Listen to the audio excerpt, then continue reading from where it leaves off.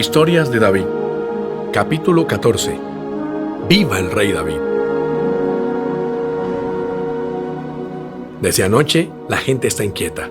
Ahora el campamento es un murmullo de voces ajenas, como si nadie se atreviera a decir lo que desea en su corazón. Muchos esperan a que salga a ocupar el lugar de Saúl.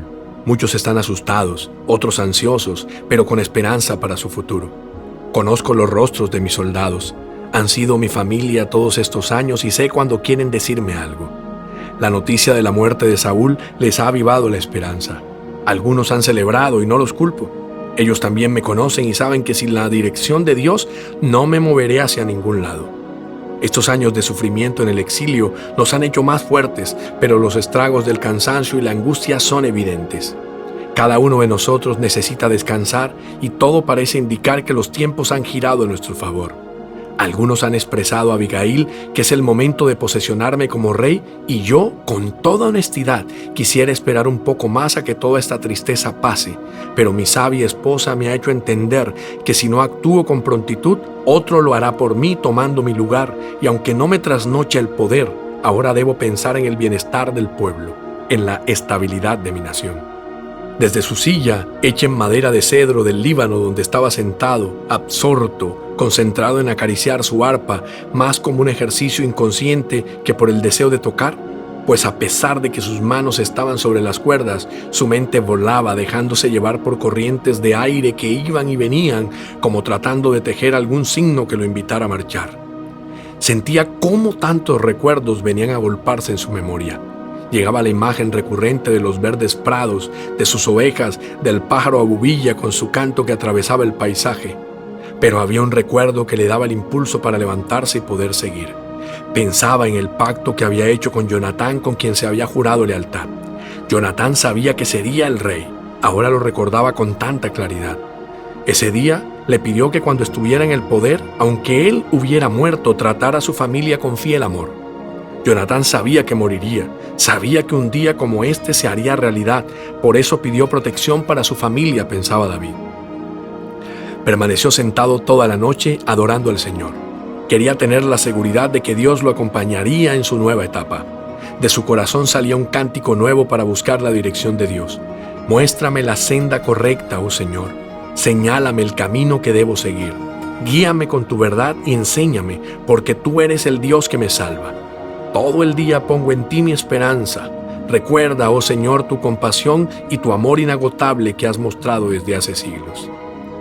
Esa noche preguntó a Dios si había de regresar a alguna ciudad en especial, y el Señor le respondió que sí, que regresara a Hebrón, donde habría de sentarlo en el trono y respaldarlo frente a todo el pueblo. Así lo hizo. Se dirigió con toda la tropa y sus familias hacia Hebrón, donde fue ungido como rey de Judá. La vida le había vuelto a cambiar en un instante. Ahora era el hombre más importante en Judá. El pueblo había jurado lealtad al nuevo rey. Sentía gratitud con Dios. Ahora entendía cuál era el propósito del Señor con todos estos años de entrenamiento en el desierto.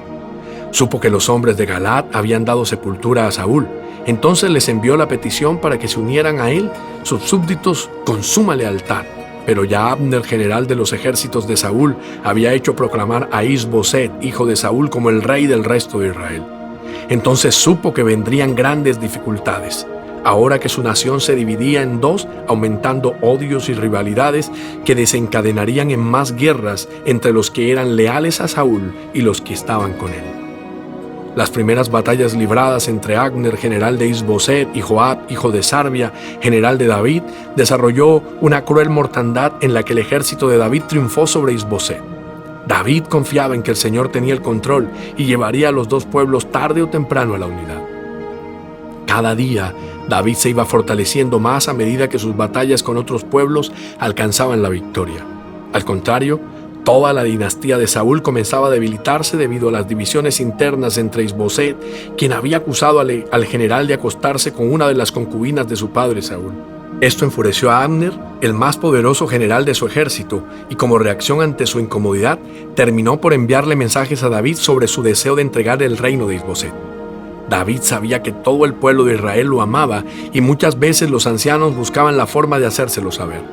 El único impedimento era Abner, pero precisamente ahora Dios había permitido que él llegara a hacer la paz con él.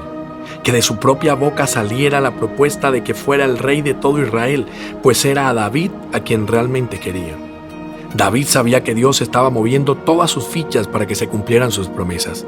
Pensaba en todos esos momentos en que había huido y aunque vivía tiempos de paz, sentía que faltaba mucho por conquistar, principalmente sus miedos que lo llevaban a despertarse algunas veces con la sensación de que algún día lo perseguirían hasta dar muerte.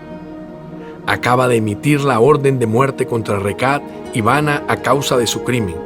Los hermanos capitanes de la guardia de Israel que habían matado al rey Is-Boseth mientras hacía la siesta del mediodía y que luego habían huido durante toda la noche cruzando un gran trayecto hasta llegar a Judá para entregar la cabeza del rey Is-Boseth a David, buscando con ello congraciarse y conseguir algún tipo de privilegio. David estaba furioso. Era inaceptable para él que Is-Boseth, sucesor de Saúl, hubiese terminado asesinado de esa forma tan cobarde. Sabía que Dios le había prometido la soberanía de Israel, pero él no actuaría en contra del propósito de Dios siendo cómplice de una vil muerte. Jamás permitiría que lo acusaran de traición. Necesitaba dar un mensaje de confianza al pueblo y a sus líderes, pues las rivalidades entre ellos habían causado muertes tan importantes como la de Asael y Abner. Ahora él estaba llamado a ser el puente que uniera esa gran brecha.